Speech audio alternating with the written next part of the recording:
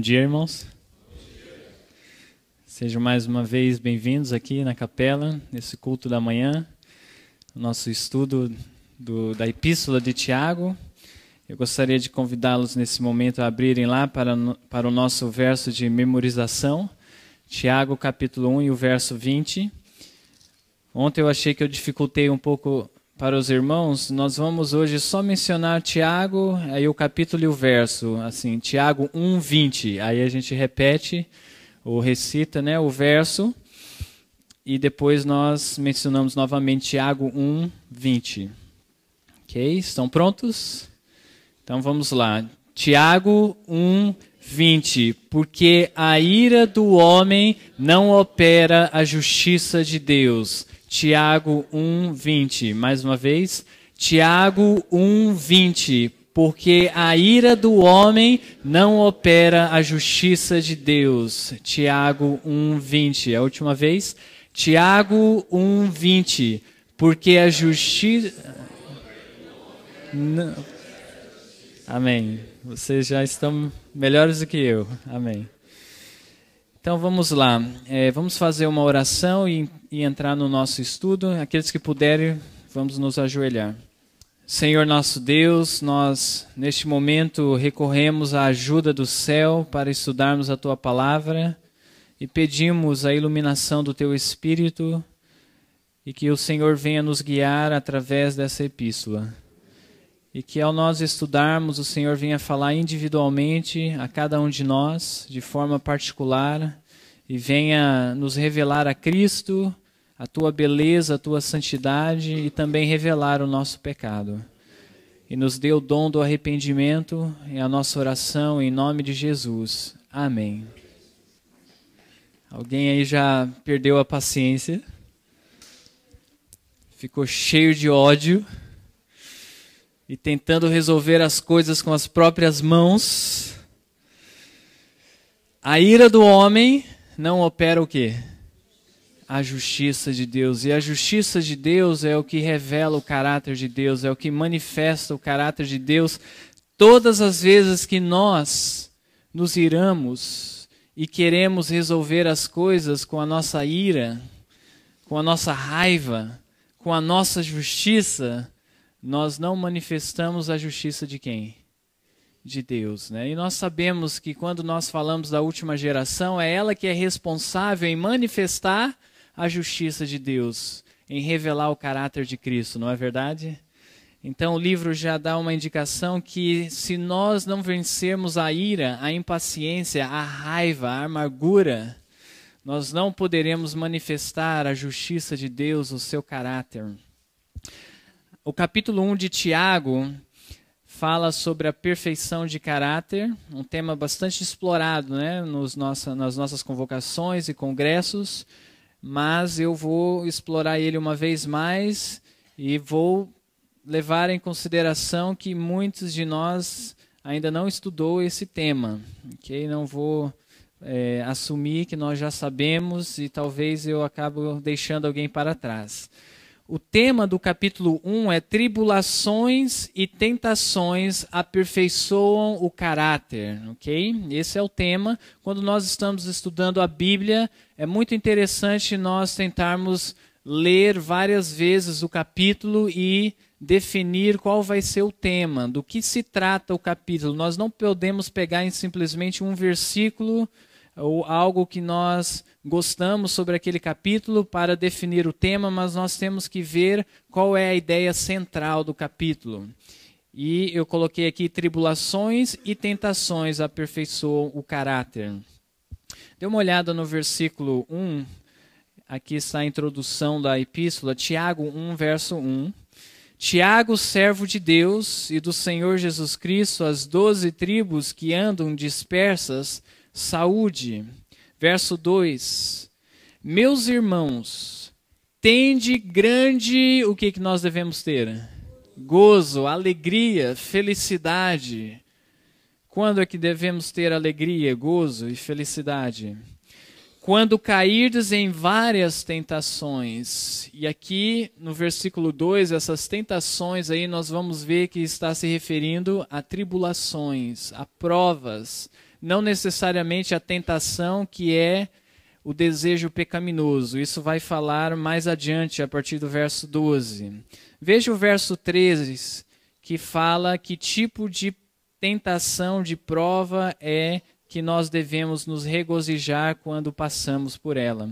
Sabendo que a prova da vossa fé opera a paciência. Então aqui está falando de prova, né? O versículo 13 diz assim: ninguém sendo tentado diga de Deus sou tentado, porque Deus não pode ser tentado pelo mal e ninguém tenta. Então existe uma distinção entre a tentação que vem sobre nós, que é na verdade uma prova, e a tentação que é o nosso desejo pecaminoso carnal. Deus não traz sobre nós desejos pecaminosos para nos tentar desta forma. Mas Deus, Ele permite e Ele traz provas, tribulações, e muitas vezes essas provas e tribulações são tragas pelas nossas próprias decisões erradas. Mas nós temos que admitir que Deus permite e até mesmo por vezes trazem provas e tribulações, tentações que provam a nossa fidelidade e confiança a Ele para que nós venhamos a desenvolver o nosso caráter cristão. E quando nós passamos por essas provas, essas tentações que têm o sentido de tribulações, nós devemos fazer o quê? Regozijar, porque nós sabemos que elas servem como um degrau para que nós avancemos no aperfeiçoamento do caráter cristão. Se você está querendo atingir a perfeição de caráter, você não pode temer passar por tribulações e provas. Na verdade, nós deveríamos orar: Deus, se preciso for, para refinar o meu caráter, permita que eu passe por provas e tribulações. Porque o nosso coração está tão endurecido, alguns de nós estamos tão rude, né, pela prática do pecado, pela condescendência com o pecado, que para tirar a mancha da nossa alma é necessário provações duras, tribulações duras, que vão nos fazer ajoelhar e orar a Deus e clamar pelo poder dele. Assim foi com José. Aqueles que já leram Patriarcas e Profetas sabem que José era um menino mimado. José era o tipo de menino que tinha tudo na mão, tudo que ele queria ele tinha, os seus desejos eram atendidos, ele recebia a maior atenção no lar, o carinho do pai. E aí quando ele passou por aquela provação de ser vendido como escravo, diz que foi uma provação tão grande, uma humilhação tão grande, um desespero tão grande que ele passou, que a única coisa que restou para ele era se apoderar das promessas de Deus que o seu pai havia ensinado. E aquelas promessas se tornaram uma realidade na vida dele. E diz que em um dia, Deus, através daquela tribulação, conseguiu desraigar da vida de José o que ele havia cultivado através de uma vida inteira. Uma tribulação terrível, mas foi necessário para o aperfeiçoamento do caráter. Nós não devemos temer a escola da aflição. É claro que a natureza humana, ela não se inclina a aceitar a escola da aflição, a tribulação. Mas nós devemos, na concepção de um verdadeiro cristão que busca a perfeição de caráter, olhar para a escola da aflição em um ângulo diferente. Saber que elas contribuem para a nossa salvação e o aperfeiçoamento do caráter, né? Agora, nós devemos regozijar pelas tribulações. Como eu já mencionei, algumas tribulações são tragas pelas nossas próprias decisões erradas. Então não é esse tipo de tribulação que nós deveríamos regozijar. Esse tipo de tribulação deveria trazer tristeza ao nosso coração, né? Quando nós estamos colhendo as nossas escolhas erradas. Então, que tipo de tribulação devemos regozijar? Dê uma olhada comigo em Mateus capítulo 5. Existe uma tribulação que todo cristão terá de passar, e quando passar, ele terá de ter maturidade para lidar com ela. Ok? Mateus capítulo 5, vamos lá. A partir do verso 10, diz assim, qual é a primeira palavra do versículo 10? Ok, bem-aventurado, né? Bem-aventurados, ou seja, regozijai-vos, tende gozo, ok? Sede feliz. Sois vós, quando é que nós somos bem-aventurados? Ok, bem-aventurados os que sofrem perseguição por causa da justiça, porque deles é o reino dos céus. Então, qual é a razão da perseguição, da tribulação que os servos de Deus hão de passar? Por causa da justiça, ok?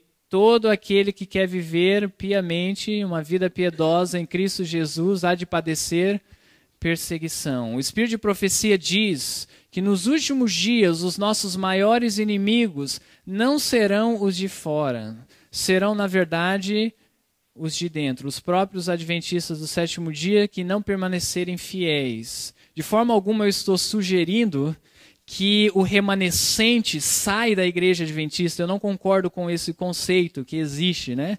O remanescente é o restante dos adventistas que permanecem fiéis até o fim. Okay? Mas, no entanto, nós sabemos que a igreja é composta do joio e do trigo, e os piores inimigos do trigo nos últimos dias serão o joio, e não necessariamente os ímpios que não creem na mensagem, né? Então a Bíblia declara aqui que bem-aventurado somos nós quando nós sofremos perseguição por causa da justiça. Isso é muito importante nós levarmos em consideração esta palavra, por causa da justiça.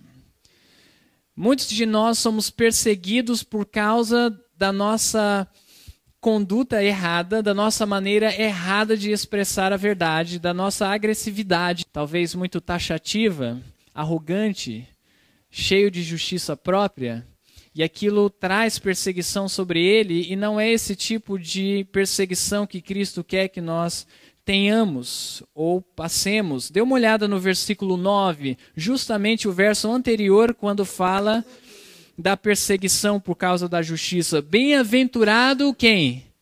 Os pacificadores, porque eles serão chamados filhos de Deus. Ou seja, um verdadeiro filho de Deus, ele na verdade é um pacificador. Ele tenta alcançar o coração do seu irmão. Ele tenta transmitir a mensagem de Deus de uma forma pacificadora. Mas ainda assim isso não será o suficiente nos últimos dias. Ainda assim, os servos de Deus serão perseguidos por causa da justiça e devemos nos considerar bem-aventurados. Devemos regozijar nesse tipo de tribulação e não agir como se fosse que algo estranho está acontecendo conosco. O que está acontecendo? Eu prego a verdade, estou promovendo a justiça, não estou sendo arrogante, não estou sendo taxativo, mas ainda assim sou discriminado, sou perseguido, sou caluniado. Por que isso está acontecendo comigo? Você não deveria agir como se fosse que é algo estranho que está acontecendo com você, porque aqueles que buscam promover a justiça serão perseguidos, assim como foram os profetas do Israel antigo. Dê uma olhada no versículo 11. Bem-aventurados sois vós quando vos injuriarem e perseguirem, e o que mais diz aí? Mentindo. Disserem todo o mal contra vós por minha causa, exultai e alegrai-vos. Uma linguagem semelhante à de Tiago, regozijai-vos, tende gozo, né? Porque é grande o vosso galardão nos céus, porque assim perseguiram quem foi perseguido? Os profetas que foram antes de vós. Agora eu pergunto para vocês, de modo geral, os profetas foram perseguidos pelos gentios ou pelos próprios israelitas? Pelos próprios israelitas, ok? Também pela liderança da igreja, né? Agora, eu gostaria também de fazer um parênteses, que quando nós falamos que aqueles que pregam a justiça serão perseguidos, eu não quero que os irmãos associem aqueles que pregam a justiça com ministério de sustento próprio, ok? Porque existem pessoas que pregam a justiça dentro da obra organizacional. Que eu conheço homens, pastores fiéis que estão pregando a mensagem, estão fazendo um trabalho de grande influência dentro da organização, mas mesmo esses têm sido caluniados por vezes, não sempre, nem por todos. Mesmo esses têm sofrido oposição do seu trabalho, ok? Os que pregam a justiça, quer estejam na obra da organização ou na obra do sustento próprio, todo aquele que quer viver piamente tem que entender que mais cedo ou mais tarde ele sofrerá perseguição por causa da justiça. E nós não devemos temer isso. Nós não devemos, de certa forma, deixar de pregar a mensagem, deixar de ensinar o povo de Deus, porque nós tememos perder a nossa reputação, a nossa posição. Ok, vamos continuar aqui, voltando agora para Tiago, capítulo 1. Tiago, capítulo 1, nós lemos também aqui o versículo 3. Vamos ler de novo o verso 2 e o verso 3. E aí eu vou mostrar um contexto para vocês do que significa ser perseguido pela justiça nesses últimos dias, ok? Diz assim a palavra de Deus: meus irmãos, tende grande gozo quando cairdes em várias tentações, sabendo que a prova da vossa fé opera o quê? A paciência, ok? Lembra o que o Apocalipse diz sobre a última geração? Apocalipse 14, verso 12, vamos lá. Tenho certeza que você se lembra, talvez os seus neurônios ainda estão despreguiçando, se despertando. Apocalipse capítulo 14, verso 12, diz assim: aqui está o quê? A paciência. Lembra o que faz nós desenvolvermos a paciência? A prova da nossa fé faz desenvolvermos a paciência. E os santos nos últimos dias têm o quê? A paciência. E qual é o contexto de Apocalipse 14, verso 12, quando apresenta um povo que desenvolveu a paciência? Veja o verso 9.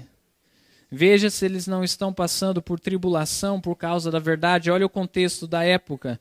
E seguiu o terceiro anjo dizendo com grande voz: se alguém adorar a besta e a sua imagem, e receber o sinal na sua testa ou na sua mão, também este beberá do vinho da ira de Deus. Então nós vemos aqui que quando a Bíblia apresenta um povo que é paciente, que guarda os mandamentos de Deus, o contexto é intolerância religiosa, perseguição religiosa que acontecerá nesses últimos dias. Nós, adventistas do sétimo dia, teremos de enfrentar a ira do dragão através da união da igreja e do Estado, passando leis religiosas que tirarão os nossos privilégios na sociedade. Provavelmente perderemos nosso emprego, provavelmente a nossa conta bancária será encerrada, os nossos imóveis serão confiscados. E isso fará com que o povo de Deus cada vez mais desenvolva qual atributo? A paciência. A paciência requerirá paciência para nós passarmos por essas coisas nos últimos dias. Eu estou falando aqui de uma teoria, mas eu gostaria que os irmãos levassem isso com vocês. Nós precisamos, como cristãos, desenvolver paciência na tribulação. Porque é fácil ter paciência quando tudo está certinho, quando nada está indo contra a nossa vontade ou contra a nossa inclinação. Mas quando as coisas saem do comum, quando nós somos provados, afrontados, caluniados, perseguidos, injuriados, injustiçados, é aí que a ira do homem se manifesta, mas quando a ira do homem se manifesta, a justiça de Deus não se manifesta. E nós precisamos manifestar a justiça de Deus quando nós sermos atribulados e perseguidos. Amém? Vamos voltar lá a Tiago capítulo 1.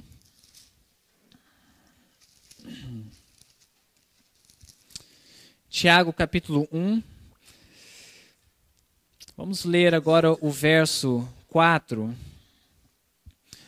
Olha só, tenha, porém, a paciência a sua obra perfeita. Para por aí, medita nessas palavras. tenha, porém, a paciência a sua obra perfeita. A paciência tem uma obra a fazer, sim ou não? Sim. Deus requer que nós desenvolvamos a paciência, porque quando nós temos paciência, nós conseguiremos atingir uma obra. Que obra seria essa que a paciência vai nos ajudar a desenvolver, a realizar? Olha só o restante do verso 4. Para que sejais perfeitos e completos, sem faltar em coisa alguma. Qual é a obra que a paciência nos ajudará a desenvolver? A perfeição de caráter, né? Que tipo de perfeição de caráter está falando aqui? O amadurecimento do caráter cristão. Não, nós vamos falar sobre perfeição, porque visto que o capítulo aborda sobre perfeição, precisamos entender mais sobre o que é perfeição, né? Mas aqui está falando do amadurecimento do caráter cristão, a perfeição de caráter, né? Refletir o caráter de Cristo quando ele viveu nesta terra. E a paciência vai nos ajudar a alcançarmos este tipo de perfeição. Essa palavra paciência, em algumas traduções, talvez alguns de vocês tenham a Bíblia que tem essa tradução, vem como perseverança. Alguém aí tem alguma Bíblia que diz perseverança? Eu vi algumas mãos levantadas. Elas são sinônimas neste contexto, né? Ou seja, a pessoa que é perseverante, ela vai conseguir desenvolver o caráter de Cristo. Vocês já conheceram pessoas inconstantes, que não são perseverantes? Nós estamos em uma geração que é desta forma. Uma hora alguém diz, não porque eu vou fazer isso, porque é assim que Deus está guiando a minha vida, porque eu tenho que desenvolver esse projeto, é esse o trabalho que Deus quer que eu faça. E aí, daqui a pouco, a pessoa perde aquele entusiasmo, aquele ânimo, não é bem assim, desistiu, começa alguma coisa, não termina. São pessoas inconstantes, não são perseverantes, não são pacientes, são inquietas. E isso, na verdade, acaba atrapalhando o desenvolvimento do nosso caráter. Eu digo isso para vocês porque nós estamos vivendo em uma geração assim. Eu tenho observado nos jovens, visto que eu tenho trabalhado com jovens, existe uma inconstância muito grande nos jovens de hoje. Eu não sei exatamente as razões, talvez a forma que eles foram criados, sem o trabalho, sem o ensinamento de perseverar, né? Eu lembro que, quando eu era pequeno, a minha mãe me colocava para catar folha no jardim. Eu devia ter assim, uns 5 anos, alguma coisa desse tipo, 6 anos. E quando ela pedia isso, aquilo me frustrava muito, porque eu queria brincar. E aí ela dizia que eu tinha que catar folha no quintal. E aí eu sentava no quintal, né, com aquela má vontade, sentava lá e ficava catando as folhas ao redor de mim. Quando eu terminava, eu ia mais adiante, sentava e começava a catar a folha. Mas você acha que a minha mãe me tirava da minha tarefa só porque eu estava com aquela má vontade, com aquela birra, né? Fazendo o serviço daquele jeito? Deixa perseverar, deixa desenvolver a paciência. Hoje os jovens não são criados dessa forma, as crianças não são criadas dessa forma. Não, muito pequenininha. Né? Dá lá um menino já grande, né? Vai carregar um saco de 2 quilos. Não, muito pesado para ele. Eu acredito que essa é uma das razões do porquê nós vemos tanta inconstância nos nossos jovens de hoje. E talvez adultos também tenham manifestado esse tipo de temperamento. Se nós queremos desenvolver a perfeição de caráter, nós temos que ser o quê? Perseverantes, pacientes. Continuar o caminho que nós estamos trilhando. Eu cansei de ver diversas pessoas passarem em lugares como estes, em vários lugares do mundo, e que hoje não estão perseverando no caminho da santificação. Vieram empolgados com a verdade. A verdade presente, é isso aí, vamos reformar a vida, vamos viver para o Senhor. Vamos fazer as reformas, vamos fazer o nosso devocional, vamos ter o nosso culto familiar e dar um pouquinho de tempo, eles começam a abrir mão disso, desistir daquilo. Quando vê, desistiram. Não foram pacientes, não foram perseverantes. E isso fez com que eles não desenvolvessem o quê? O caráter, a maturidade de caráter. Queremos atingir a perfeição de caráter? Temos que ser perseverantes. Temos que perseverar quando passamos por provas, quando passamos por momentos bons, quando ouvimos verdades que acalentam o nosso coração, que dizemos, nossa. Lembra dos discípulos quando ouviram a voz de Jesus, dizer que o coração deles ardia. Mas às vezes nós ouvimos as verdades e são verdades repetidas, e nós nos cansamos delas. Vocês sabiam que foi isso que aconteceu com a Igreja Apostólica? Quando nós lemos o livro de Atos dos Apóstolos, diz que os apóstolos se cansaram da verdade e começaram a trazer novos ensinamentos. Eu já vi pessoas se cansando da verdade. E a verdade perdeu aquele poder transformador na vida dela. Perseverar, ser paciente para desenvolver a perfeição de caráter. Agora, existem 4 definições de perfeição que eu gostaria de mencionar para os irmãos. Quando nós falamos, de sermos perfeitos, completos, sem faltar coisa alguma, então realmente está falando de uma perfeição plena aqui, né? A primeira definição de perfeição é a perfeição absoluta. A perfeição absoluta pertence somente a Deus e não a nós. Nós não podemos alcançar a perfeição absoluta. É por isso que muitas pessoas não gostam de ouvir essa terminologia, perfeição. Eles dizem, perfeito é só Deus.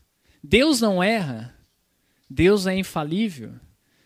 Deus é onisciente, todo-poderoso. Quem poderá atingir a perfeição absoluta?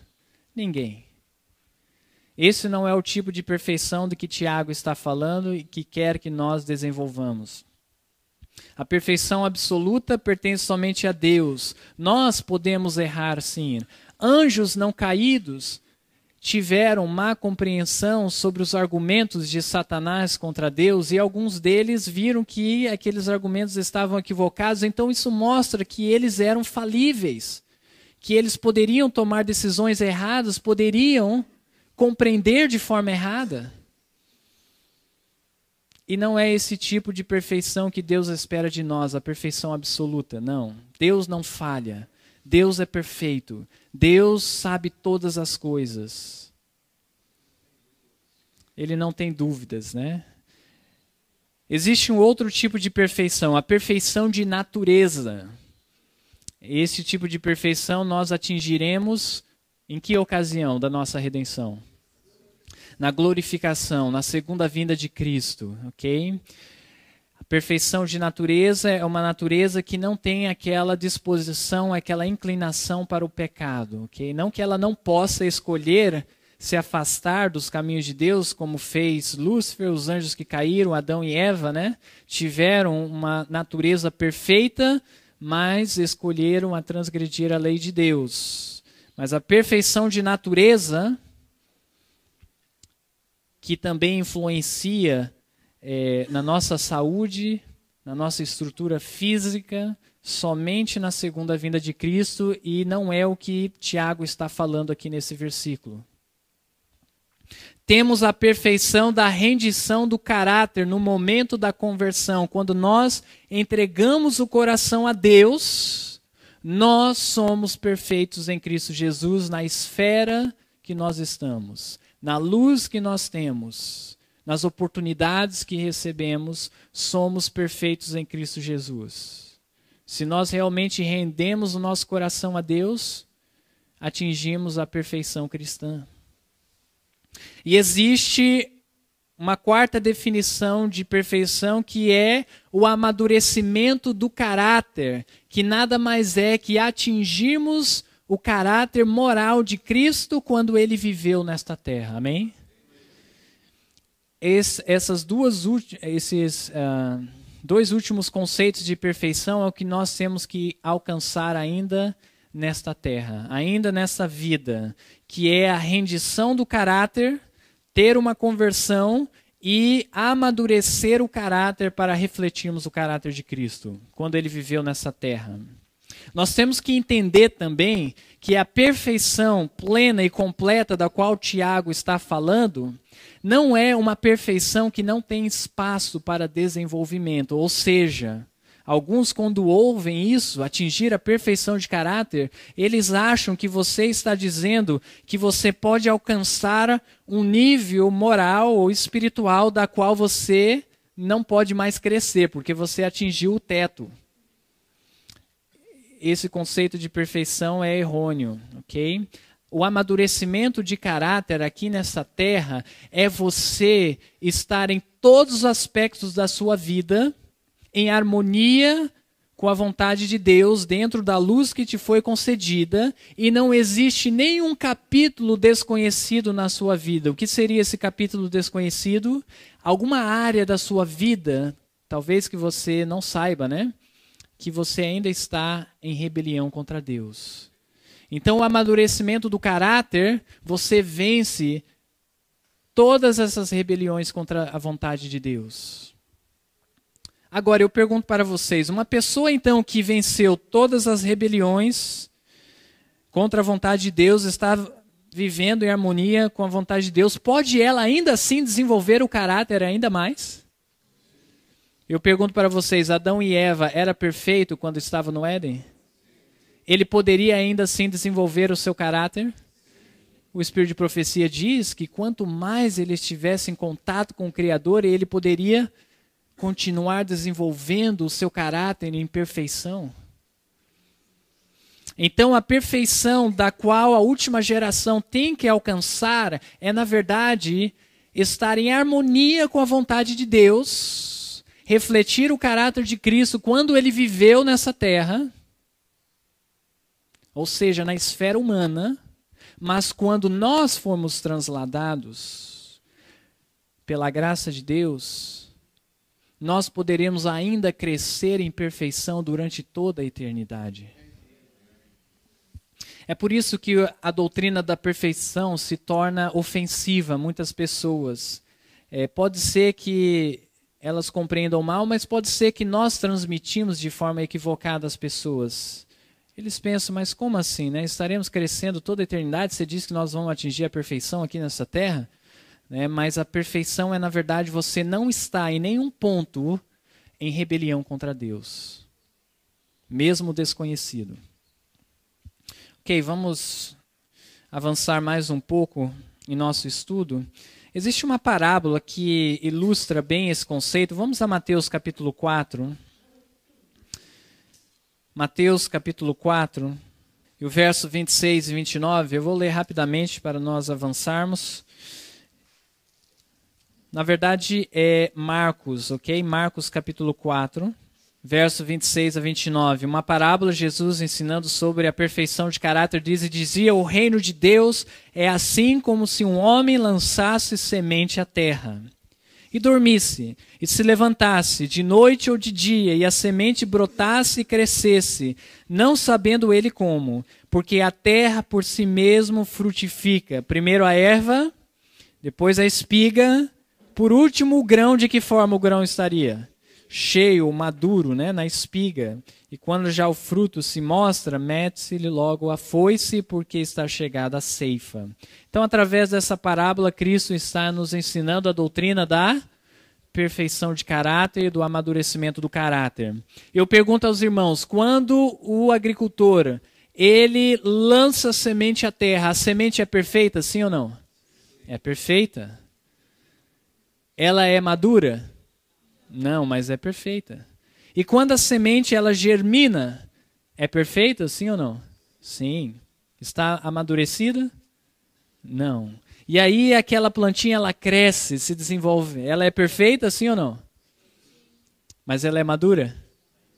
E aí ela dá o fruto. ela está perfeita, sim ou não? Sim, está perfeita, mas não está o quê? Madura. E aí o fruto, ele amadurece. E aí nós atingimos o amadurecimento do caráter cristão. E aí é que vem a colheita, que seria a segunda vinda de Cristo, né?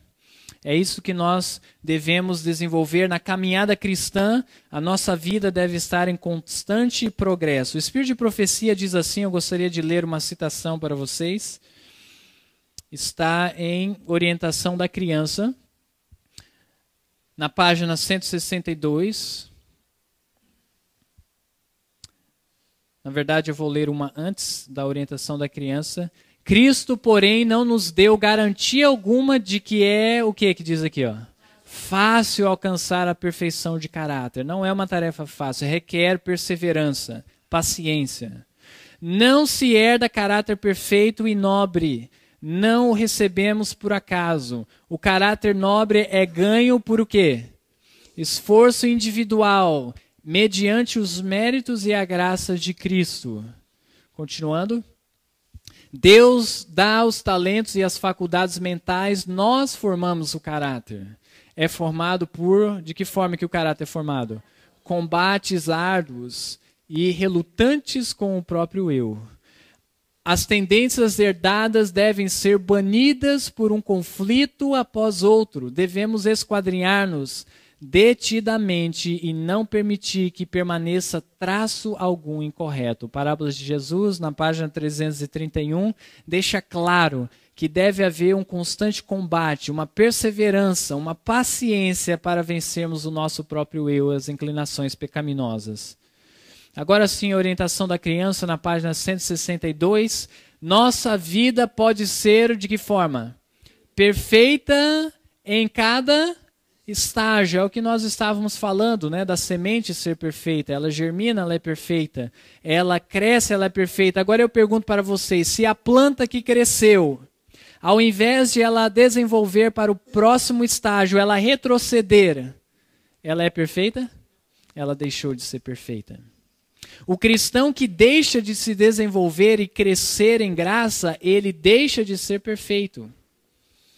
Porque não está havendo a rendição do caráter em cada etapa do desenvolvimento cristão. Nossa vida pode ser perfeita em cada estágio de seu desenvolvimento, contudo, se o propósito de Deus para conosco se cumpre, haverá o quê? Constante progresso. Uma planta para ser perfeita, ela deve estar constantemente em progresso, em crescimento, até atingir o amadurecimento. E assim deve ser com o nosso caráter também. Agora, eu pergunto para vocês, será que a pessoa que atingiu a maturidade de caráter, ou seja, atingiu a perfeição plena da qual Tiago está falando aqui, ela se sente perfeita? Uma vez, um teólogo da nossa igreja estava falando sobre a perfeição e ele apresentou o seu conceito e alguém que estava na congregação não concordou. E estava do lado do amigo dele, que hoje é pastor, e ele diz assim, olha só, ele disse que não podemos alcançar a perfeição de caráter, mas eu já estou 3 meses sem pecar.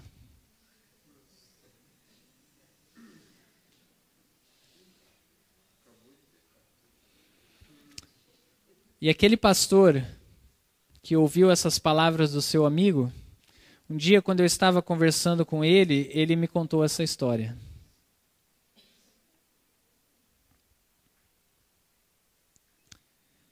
E logicamente eu fiquei envergonhado de ouvir essas coisas. Muitos acabam tendo repulsa da doutrina da perfeição porque é da forma que ela é apresentada.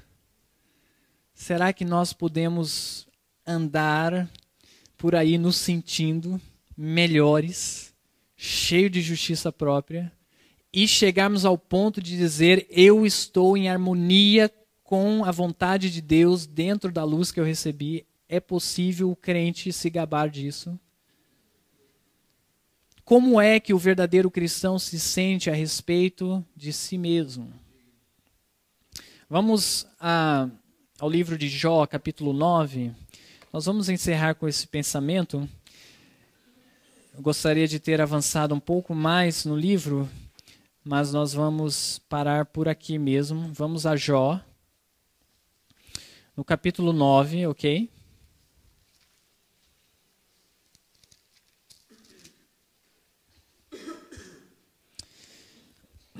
Jó, capítulo 9. Lembrando que Jó é um tipo de quem mesmo? Nós falamos isso ontem. Dos 144 mil, porque a tribulação de Jó, ela se torna um tipo da tribulação que os 144 mil há de passar no tempo de angústia. Nós sabemos que nem mesmo os 144 mil se sentem dignos, e por isso que eles pleiteiam com Deus no tempo de angústia, sem a certeza que estão realmente honrando o nome dele. Então, se aqueles que atingem a maturidade de caráter, estão vivendo no tempo de angústia, não estão sendo afetados pelas pragas, ainda assim não se sentem dignos, e isso eu acho que diz algo a respeito de como deve ser a nossa experiência cristã em relação a isso. Olha só, em Jó capítulo 9, a partir do verso 19, ele diz assim: quanto às forças, eis que ele é o forte, e quanto ao juízo, quem me suscitará contra ele?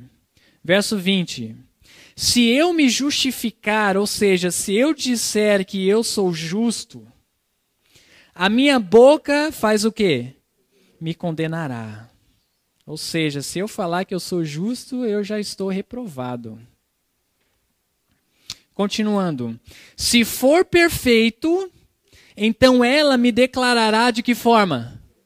Perverso. A pessoa que realmente atingiu a perfeição de caráter, ele não se sente desta forma. Ele não consegue, na verdade, reconhecer. A verdade é que ele se acha indigno e quer desenvolver ainda mais em amor, em perfeição. Quer ser mais semelhante a Deus. Afinal de contas, nós falamos que o desenvolvimento pode durar a eternidade inteira. Pode não, vai durar, né? Vamos continuar a ler agora o versículo 21. Se for perfeito, não estimo a minha alma, desprezo a minha vida. Então nós vemos aqui que uma pessoa que atinge a perfeição de caráter, ainda que seja o amadurecimento do caráter cristão, ele não vai se gabar, ele não vai ser orgulhoso, cheio de justiça própria, se sentir melhor do que os outros, intolerante. Nós devemos cuidar dessas coisas para que nada venha atrapalhar o desenvolvimento do nosso caráter. Então, por hoje, eu deixo isso com vocês. Queremos desenvolver o caráter perfeito? Temos que perseverar. Ter paciência nas tribulações, sabendo que as tribulações são ferramentas de Deus, a escola de Deus para nos moldar. Que Deus possa nos abençoar e nos ajudar na nossa caminhada cristã. Vamos nos colocar de joelhos e encerrar com uma oração. Pai Celestial, nós aprendemos que o Senhor usa a escola da aflição para desenvolver o nosso caráter. E nós oramos que o Senhor possa, se for necessário, nos refinar na fornalha ardente. E que o Senhor possa desarraigar de nós o mau temperamento e os maus traços de caráter que nós cultivamos durante a nossa vida. Esvazie de nosso eu e nos preencha com Teu Santo Espírito. Nós oramos uma vez mais que o Senhor nesse momento venha derramar a chuva temporã e a chuva serôdia sobre o Teu povo. E que ela venha revigorar a nossa alma e nos conduzir a toda a verdade. É a nossa oração em nome de Jesus. Amém.